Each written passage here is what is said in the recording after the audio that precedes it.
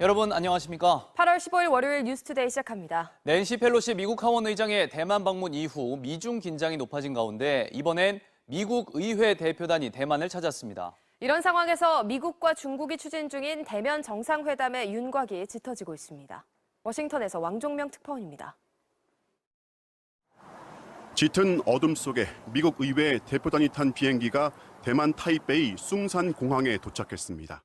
민주당 소속 4명, 공화당 1명으로 구성된 상하원 대표단이 인도태평양 순방 일정의 하나로 대만을 방문한 겁니다. 낸시 펠로시 하원 의장이 1박 2일 일정을 마치고 대만을 떠난 지 11일 만입니다. 대만 주재 미국 대사관 역할을 하고 있는 주대만 미국협회는 의회 대표들이 대만의 고위 인사를 잇따라 만나 미국과 대만 관계, 지역 안보, 무역 투자, 글로벌 공급망 같은 다양한 관심사를 논의할 예정이라고 밝혔습니다. 차잉잉원 대만 총통도 면담할 예정입니다. 미국 협회는 이번 방문이 미국 의회가 대만을 견고하게 지지하고 있다는 걸 재확인하는 차원이라고 설명했습니다. 펠로시 의장의 대만 방문 이후 중국의 무력 시위가 일상화하고 있는 와중에 이번엔 미국 의회 대표단이 방문하면서 미중 사이 갈등과 긴장감은 가라앉지 못하고 있습니다. 당장 중국의 언론 매체들부터 미국 의원들이 또다시 중국의 대만을 방문했다고 신속히 보도했습니다. 특히 펠로시 의장 때처럼 미국의 군용기를 타고 왔다는 점에 주목하면서 결코 비공식 방문이 아니라고 강조했습니다. 과연 미중 사이 갈등이 어느 시점 어떤 계기로 풀릴지 관심이 높아지는 상황에서 바이든 대통령과 시진핑 주석이 오는 11월 동남아시아 순방 중 직접 얼굴을 마주하는 대면 회담을 준비하고 있다고 미국의 월스트리트저널이 정부 소식통을 인용해 보도했습니다. 워싱턴에서 MBC 뉴스 왕종명입니다. 윤석열 대통령과 윤핵관을 직격한 국민의힘 이준석 대표의 기자회견 후폭풍이 거셉니다. 당내에선 망언이라는 비판까지 터져나왔는데 이 대표도 곧장 반격에 나섰습니다. 김민찬 기자입니다. 대통령과 당을 싸잡아 비판하며 끝까지 싸우겠다고 선전포고한 이준석 대표. 저에 대해서 이 새끼 저 새끼 하는 사람을 대통령 만들기 위해서 당대표로서 열심히 뛰어야 했던 장제원, 권성동 의원 같은 윤핵관들은 침묵을 지킨 가운데 당내 중진급 정치인들이 비판에 나섰습니다. 그동안 젊은 당대표라 참아졌는데 눈물파리를 하고 있다. 왜 그런 욕을 먹었는지도 생각해 보라며 이 대표를 비난했습니다. 이 대표의 양두구육 발언을 놓고도 양의 머리를 흔들면서 개고기를 가장 열심히 팔았고 가장 잘 팔았던 사람은 바로 저였습니다. 김미애 의원은 당대표였던 분의 입에서 대통령 후보를 개고기에 빗대는 건 결코 해선 안 될 망언이라고 했고, 김기현 의원도 개고기를 판 적도 없고 양의 얼굴 탈을 쓰지도 않았다며 이 대표를 공격했습니다. 이준석 대표를 둘러싼 성접대 의혹이 비대위 출범을 불러온 원인인데 이 대표가 사과 한마디 없이 당을 흔들고 있다는 겁니다. 특히 나경원 전 의원이나 김기현 의원 등 차기 당권 주자들은 이 대표에 대한 비판을 통해 전통적 보수 지지층을 결집하려 한다는 분석도 나옵니다. 이준석 대표도 물러서지 않았습니다. 기자회견을 보셨으면 대통령이 개고기라고 생각하실 수가 없는데 도대체 다들 뭐에 신 건지 모르겠다며 반박했습니다. 당대표가 대통령에게 정책 제안을 했다고 밝히는 게 폭로냐? 대응이 이런 식이면 사태는 해결되지 않는다고 맞받아쳤습니다. 그러면서 다시 라디오 출연 등을 하겠다며 사실상 여론전까지 예고했습니다. 자랑스럽고 짠한 국민의힘 우리 대표. 이준석은 여의도에 먼저 온 미래라는 친 이준석계 의원들의 지원 사격도 이어졌습니다. 야당도 이 대표의 발언을 인용해 대통령 비판에 가세했습니다. 참 잔인한 것이 정치라고 하지만 만약 이준석 대표의 말이 사실이라면 참으로 우리는 배은망덕한 대통령을 모시고 있구나 하는 그런 한탄을 하게 됩니다. 대통령 취임 100일 전까지 비대위를 출범시키며 당의 비상 상황을 수습하려 한 국민의힘. 하지만 이 대표의 전면전으로 여당의 내용은 다시 격화되고 있습니다. MBC 뉴스 김민찬입니다. 대통령실은 이준석 대표의 발언에 대해 침묵하고 있습니다. 이 대표가 윤석열 대통령에게 결별 선언을 한 것으로 보고 반응하지 않기로 했다는데요. 윤 대통령은 오늘 광복절 기념사와 수요일 취임 100일 기자회견에서 반전의 계기를 모색할 계획이지만 쉽지는 않아 보입니다. 이기주 기자입니다. 대통령실은 국민의힘 이준석 대표의 기자회견에 대해 아무런 입장을 내놓지 않고 있습니다. 이 대표가 윤석열 대통령의 지도력을 직접 거론하며 위기라고 공격했지만 대통령께서 원내대표에게 보낸 어떤 메시지가 국민의 손가락질을 받는다면 그것은 당의 위기가 아니라 대통령의 지도력의 위기입니다.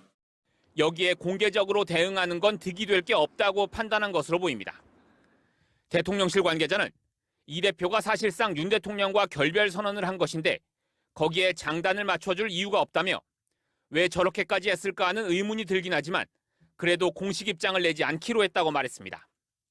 윤 대통령은 광복절 기념사와 오는 수요일 취임 100일 기자회견을 통해 대통령실과 정부 여당의 난맥상을 반전시킬 계기를 만든다는 구상을 하는 것으로 전해졌습니다.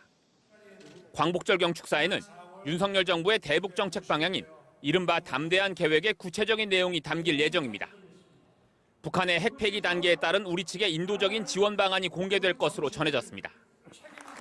자유와 애국에 대한 강조도 예상되는데 광복절 하루 전인 어제 윤 대통령은 서울 수유리 광복군 합동묘역에 안장됐던 선열 17위를 대전 현충원으로 옮기는 합동 봉송식에 참석했습니다. 조국의 독립을 위해 이름도 남김없이 쓰러져갔던 영웅들을 우리 모두 끝까지 기억해야 합니다. 오는 17일 취임 100일 기자회견에서는 지금의 국정 혼란에 대한 대책과 인적 쇄신 방안도 내놓을 것으로 예상됩니다. 하지만 마땅한 후임자가 없어 대통령실 인적 쇄신 규모가 크지 않을 것이란 관측이 나오고 있습니다. 더 나아가 대통령 스스로가 국정 혼란의 원인을 제공했다는 지적이 많아 해법을 마련하기가 어려운 상황입니다. MBC 뉴스 이기주입니다. 더불어민주당의 새로운 당대표를 뽑는 순회 경선이 반환점을 지났습니다. 이재명 후보가 충청권 경선에서도 압도적인 지지로 대세를 굳히는 모습입니다. 1차 국민 여론조사에서도 79.6%의 지지를 얻었습니다. 김건희 기자입니다. 더불어민주당 당대표를 선출하기 위한 충청권 경선에서 이재명 후보는 충남을 제외하고 대전, 충북, 세종에서 모두 70% 넘는 권리당원들의 지지를 받으며 압도적인 기세를 이어갔습니다.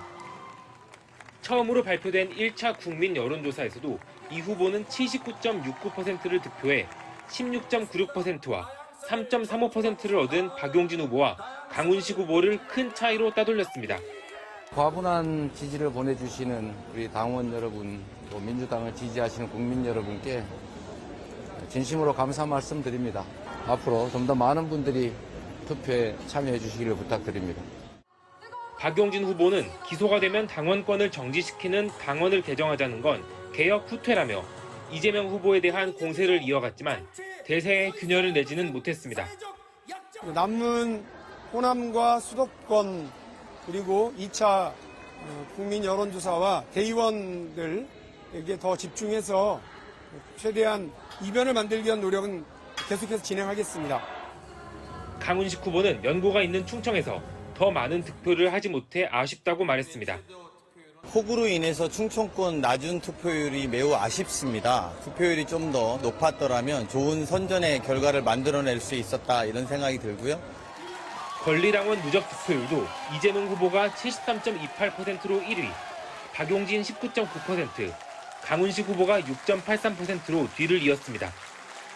최고위원 경선에서는 정청래 후보가 누적 득표율 28%로 1위, 고민정 후보가 22%로 2위, 장경태 후보가 3위에 올랐고 서영교와 박찬대 후보가 5위권에 들었습니다. 이 중 비이재명계로 분류되는 건 고민정 의원 1명뿐이어서 이른바 친명계 의원들이 약진했습니다. 민주당은 다음 주말엔 호남권인 전북, 전남, 광주에서 경선을 이어갈 예정입니다. MBC 뉴스 김건희입니다. 오늘 새벽 서울 용산구에서 차량 납치가 의심된다는 112 신고가 접수돼 경찰이 일당을 추적하고 있습니다. 김민형 기자입니다. 오늘 새벽 0시 20분쯤 서울 용산구의 한 아파트 단지 앞입니다. 남성 여러 명이 검은색 차량 문을 열더니 발버둥 치는 남성 한 명을 붙들고 뒷좌석에 강제로 태우려 합니다.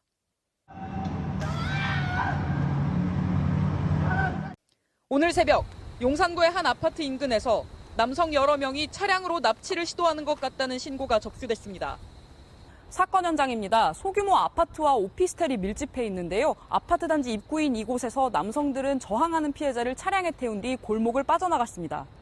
서울 용산경찰서는 인근 폐쇄회로 영상을 확인해 새벽 1시쯤 얼마 떨어지지 않은 용산구의 한 고가 밑에서 영상 속 남성 중 한 명을 붙잡았습니다.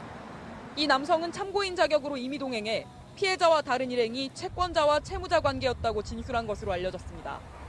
피해자는 당초 차량이 출발한 용산구에서 약 11km 떨어진 서울 강남구에서 달리던 차량에서 뛰어내려 경찰에 직접 신고했습니다.